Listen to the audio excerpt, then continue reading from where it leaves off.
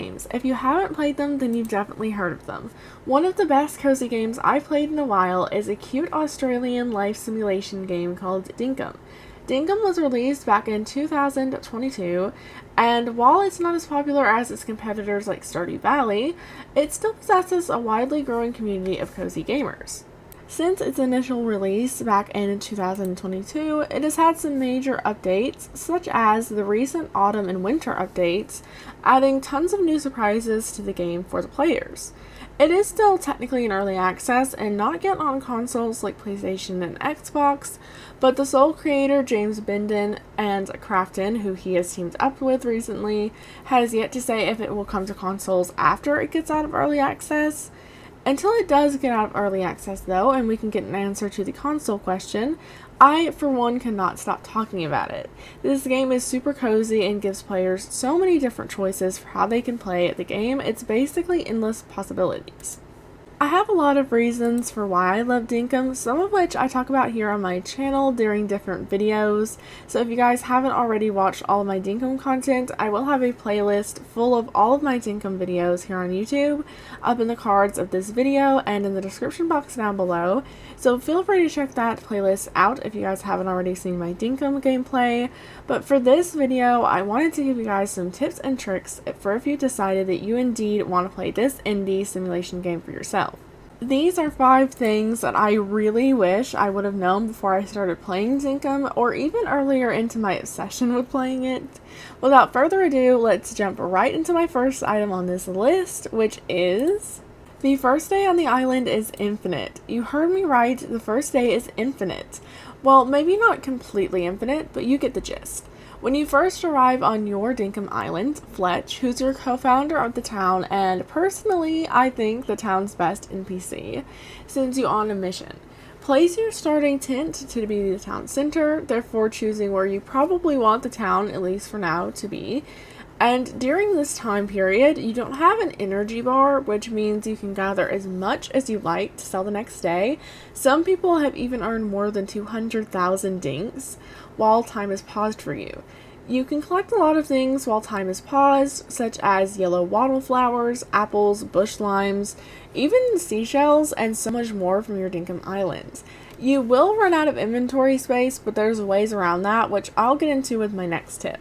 If I had known this before I started playing Dinkum, I would have made so much money that second day, but unfortunately I was too focused on following Fletch's instructions because I'm sort of one-track minded, and I didn't make nearly that much money, aka Dinks. You can place items like fish and bugs down to save inventory space. This tip and trick is one I really wish I would have learned earlier because believe me, there were so many times that I had a full inventory, I couldn't sell anything to John, and I didn't have any space in my chest to put anything in. If you've already played Dinkum, then you've probably already encountered this yourself, and if not, then seriously teach me your ways. But allow me to set the scene. So imagine you're gathering supplies from around your island when you spot an apple tree. What great timing, you think, as you get to the tree to obtain the apples. Fletch said she wanted a fruit salad, and all you need are the 2 apples for it. But when you get there, your inventory is already full from all of the fish and butterflies. What terrible timing. By the time you run all the way to John's to sell everything to empty out your inventory, it'll be closed, and then what are you supposed to do? You don't have anywhere to store the items since they don't go in chests. So, at that point, you're left with 2 options. You can either not get the apples for Fletch, which does seem horrible, or you can take to the searches of Google or the like, desperate for an answer, where you might stumble upon an article or even this video where I could tell you to never fear.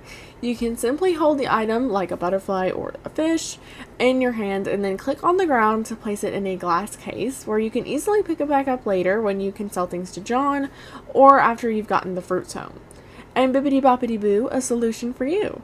This tip is extremely useful for times like Sunday when John isn't open but you've got an inventory full of supplies you need to sell, and waiting to the next day would be horrible.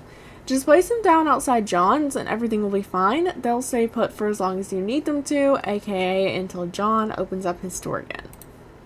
You don't pass out in Dinkum, or at least you don't do it easily. So this one's going to take a little bit of explaining, especially if you've already played Dinkum, But just settle in with your beverage of choice or even a snack and keep going in this video. So you know how in games similar to Dinkum, like the cozy farming hit Stardew Valley, your character passes out when your energy, or in some games, stamina, bar reaches 0.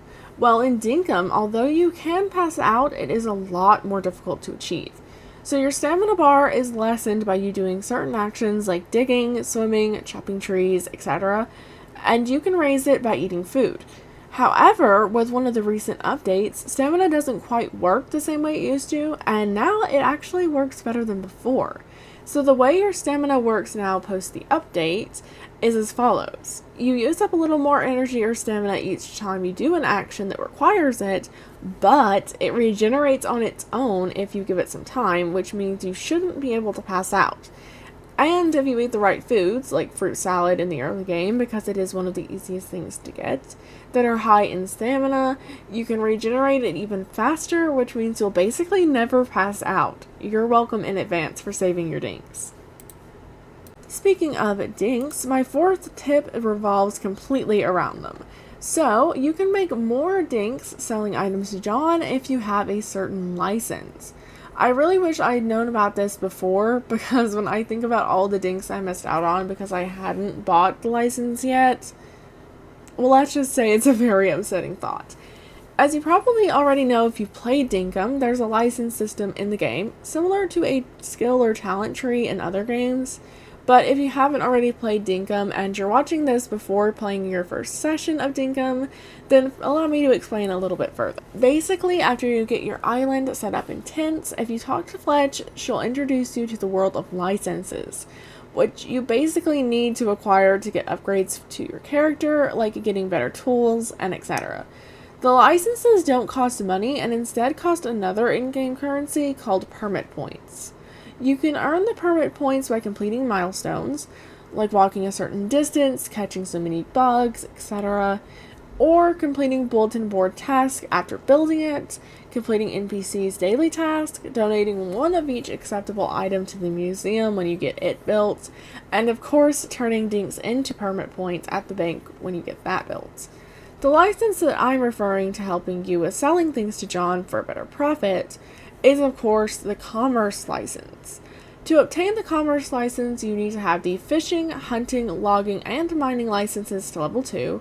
I have a couple of tips for getting this license faster though, so never fear. For one, you need to prioritize getting the museum as fast as possible, and secondly, donating as many bugs and fish as you can. Donations is the best way to get permit points in my opinion, and the extra fish and bugs you get can be sold for some extra cash too. Remember tip number 2 if you're going to be fishing and bug hunting in large amounts though. Now, on to my last bit of advice for playing Dinkum, which is plant as many trees as you can. So this one is a bit of advice I give out to basically everyone regardless of the game, especially people that play Minecraft, Stardew Valley, and of course Dinkum, which is to plant as many trees as you can, which for Dinkum means trees you can chop for wood and fruit-bearing trees. As for the trees you chop for wood, early game you'll mostly only need gum and maybe palm wood. However, I recommend getting hardwood trees planted quickly as well. The layout for these tree farms is simple. Leave a space in between the rows of trees.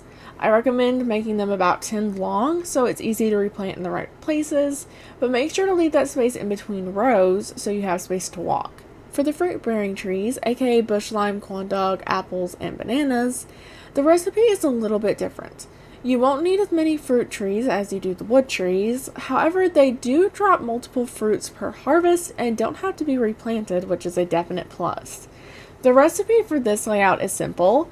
Leave a space between the rows just like with the previous tree farm layout, but this time I recommend only having it be 6 trees long and as wide as you want or need.